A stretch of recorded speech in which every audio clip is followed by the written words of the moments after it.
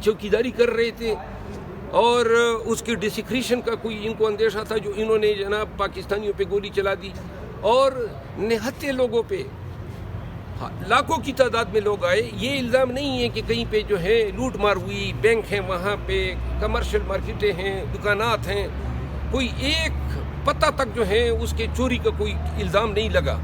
लेकिन इन्होंने जनाब लाशें गिरा दी और पहले से खुद ही वो वफाकी वज़रा धमकियाँ दे रहे थे कि जी अगर आएंगे तो फिर आपको गोलियों को निपटना होगा।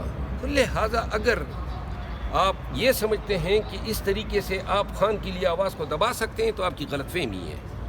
आपने कहा था कि हमें लाशें दरकार हैं, लेकिन आपने अपने अमल से साबित किया कि आप लाशें देना चाहते थे।